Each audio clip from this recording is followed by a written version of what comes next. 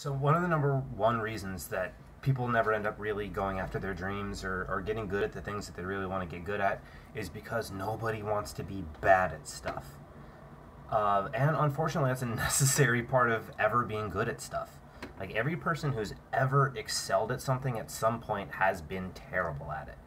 And the way that you deal with being terrible at something is really going to define the course of the rest of your entire life. It's going to define whether or not you reach for things that are beyond your skill level or that you think you're not capable of. It's going to define how you deal with adversity in your life. It's going to define how you deal with life itself. You know, because most people, we get into these experiences that are really uncomfortable because we're bad at something or we feel like we don't know what we're doing. And if we think, ew, gross, that feels terrible. And then we back away from it. And which on a certain level, that kind of makes sense, right? Because who wants to feel terrible? But at the same time, for you to back away from the discomfort that's felt by learning a new skill or learning how to actually do something you wanted to know how to do for your entire life, for you to back away from that discomfort is to back away from your dreams. It's to back away from your goals. It's to back away from being the person that you know in your heart and in your gut that you're meant to be. And so there's a huge cost at not wanting to feel uncomfortable. And so I really want to encourage you to feel fucking uncomfortable if it means getting where you want to go in life. And so, like, I want to tell you a story from my personal life about when I learned how to play guitar, which I still don't actually really know how to do all that well. But so I got my first guitar like 6 years ago or something like that. And I always wanted to learn how to play guitar. I wanted to play punk rock. I wanted to play ska. I wanted to sing. I wanted to be in a band. I wanted to do all this shit, but I never learned how to play guitar.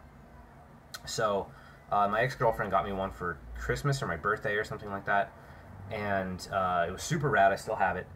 And all I could do was hold the damn thing, right? And I would hold it in my hands, and I would just feel like a fake and a fraud and be like, dude, you can't play the guitar. What are you doing? You're not one of those people. You suck at everything. Like, just don't, man, don't.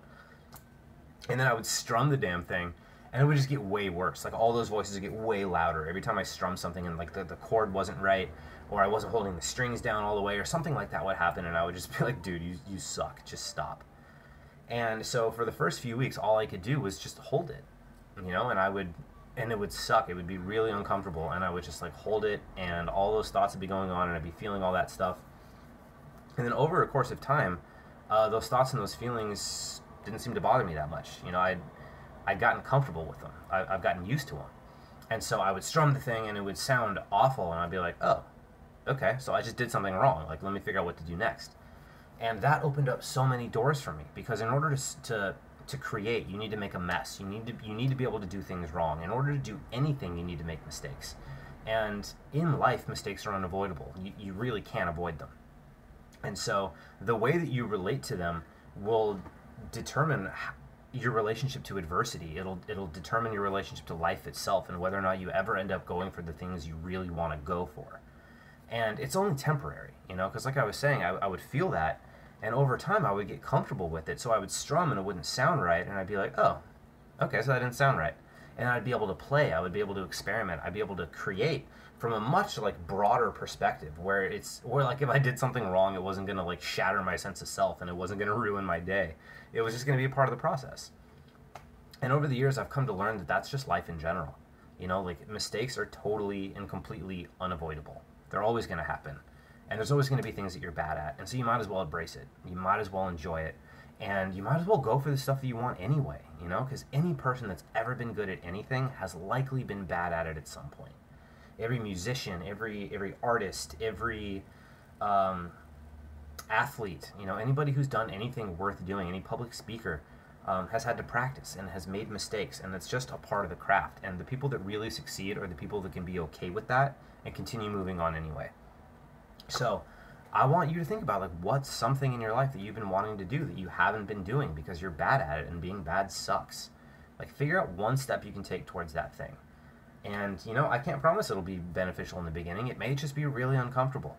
But if you stick with it, that discomfort breaks and it gives way to a totally new way of being and a totally new way of relating to whatever it is you're doing and the obstacles you're going to face in life in general. So, you know, please go play, go explore, have fun, make a mess, figure shit out, and get a little bit closer to your dreams every single day. I'm Chris Roscoe. I love you. I hope this is beneficial, and I'll see you next time. See ya.